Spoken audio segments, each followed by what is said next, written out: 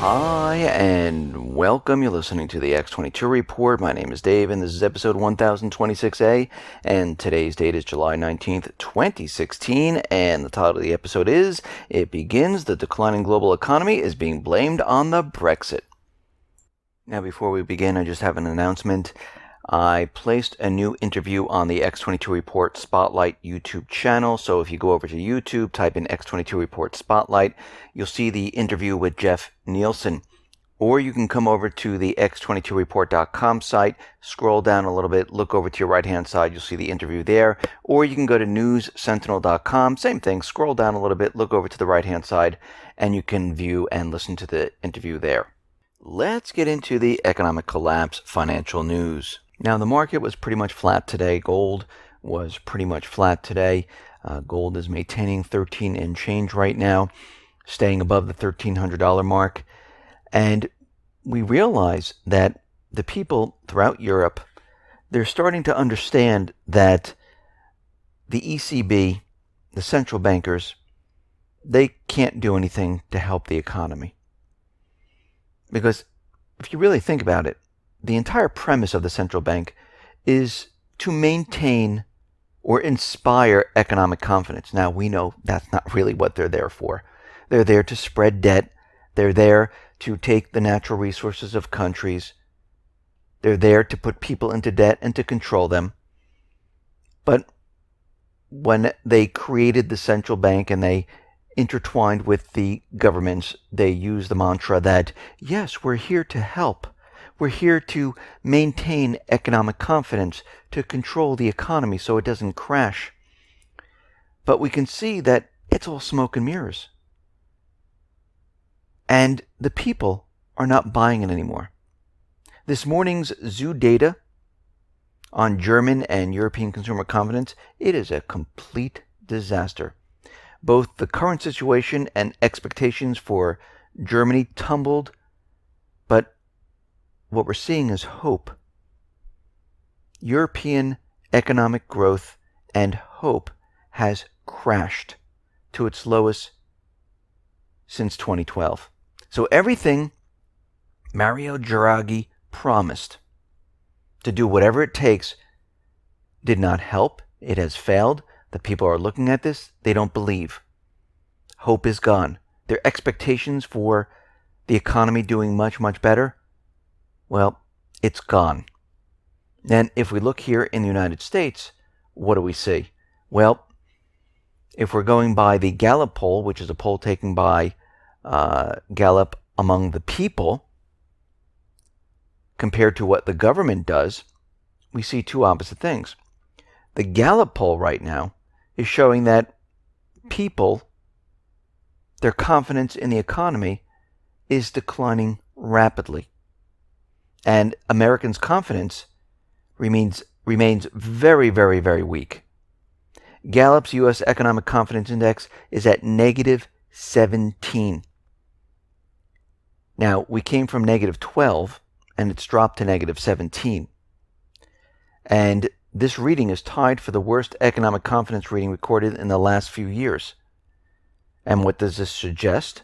Americans, right now, believe that the economy is getting worse, not better. And that's what we're seeing.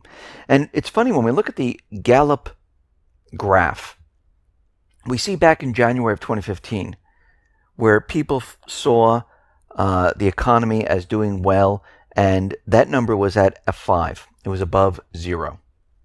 And then since January of 2015, it has slid. If we move to March 2015, it slid to 1.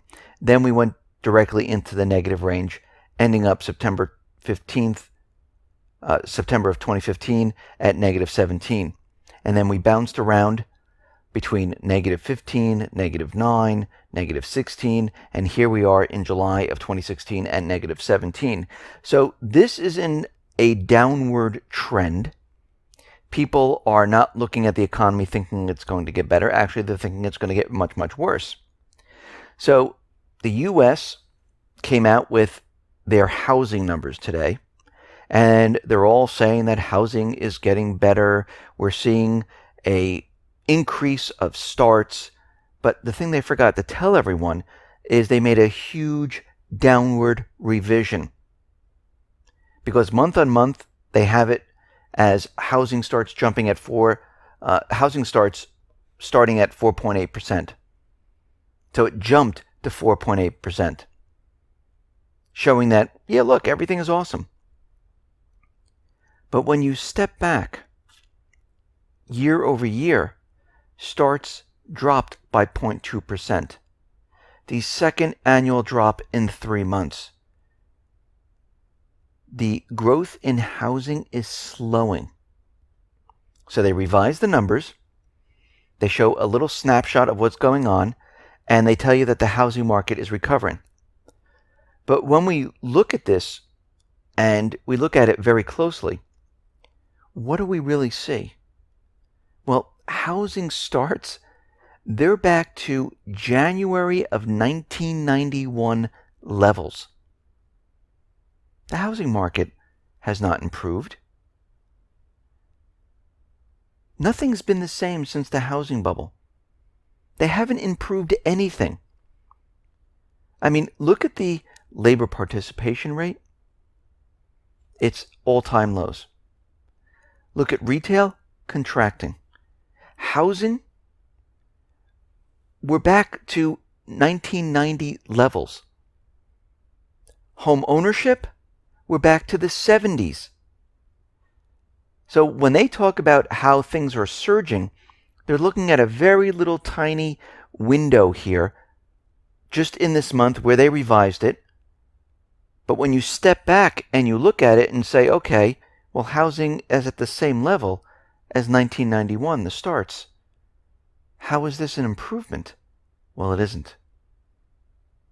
We're nowhere near where we were back in 99, in 2000 to 2004, 2005 going into 2008. Nothing has changed, except, of course, the U.S. government making it look like it's much better than it really is.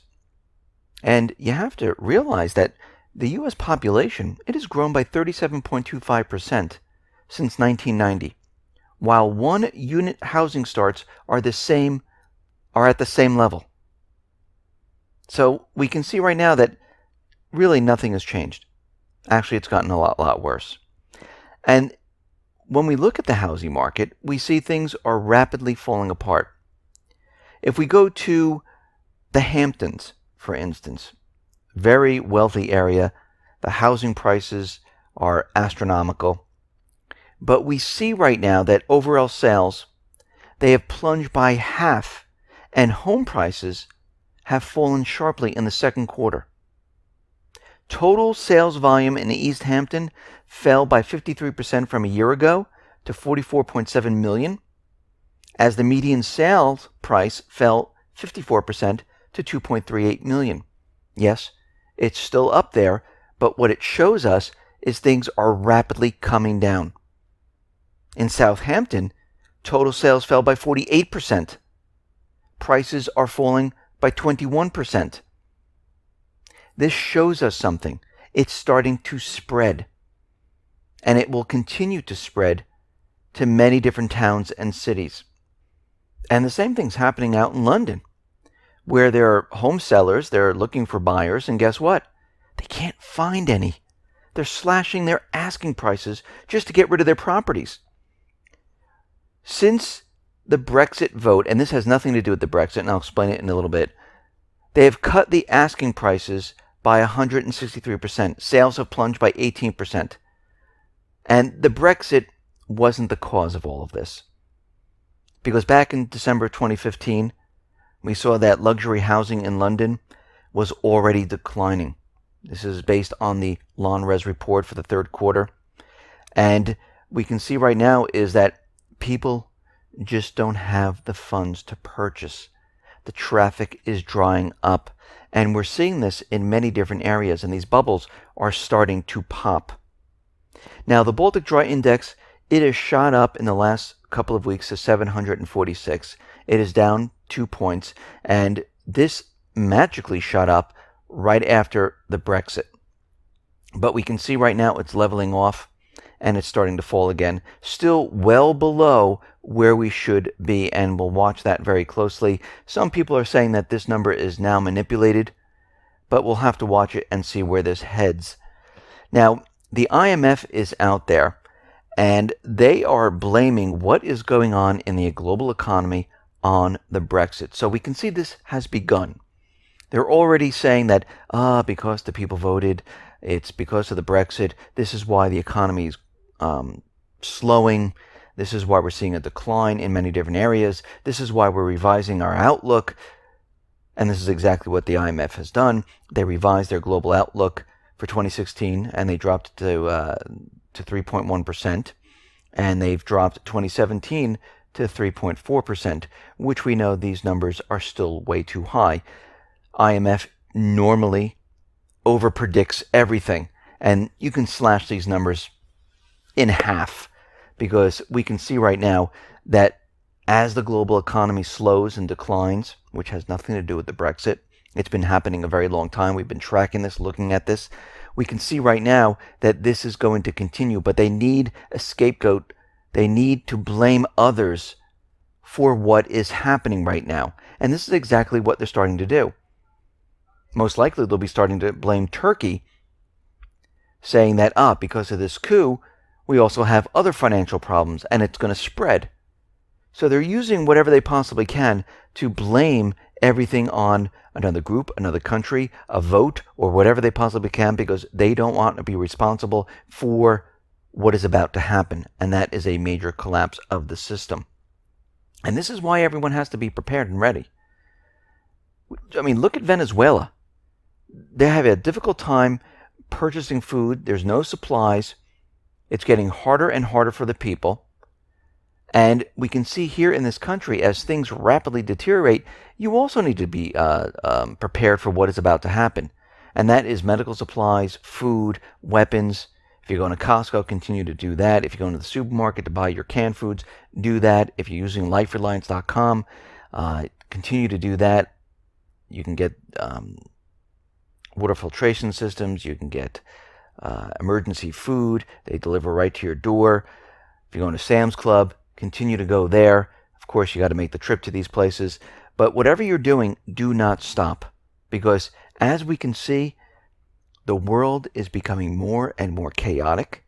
We can see they're pushing more false flags. We can see they're trying to have people fight with each other to distract them from what is really happening. We can see war is being provoked. We can see many things occurring at once, and this is all being done on purpose to distract from this entire collapse of the system. Now, Obama is out there, and he is pushing his Obamacare 2.0. And we discussed this a little bit in reports previous to this. So Obama wants to fix his unconstitutional Obamacare with an unconstitutional fix.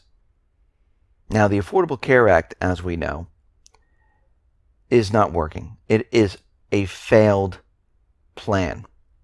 Because one of the promises was, by setting up these co-ops, insurance was going to be very cheap and it was going to be affordable so everyone can get their hands on it. But guess what? That didn't happen. Premiums skyrocketed. Co-ops defaulted, closed, and the whole thing's falling apart. Now, some are saying this was planned. So Obama would be able to introduce a single-payer government-run system. And we can see this is where he is headed. Now, do you really think the government can run anything better? Because as we know, once the government takes over,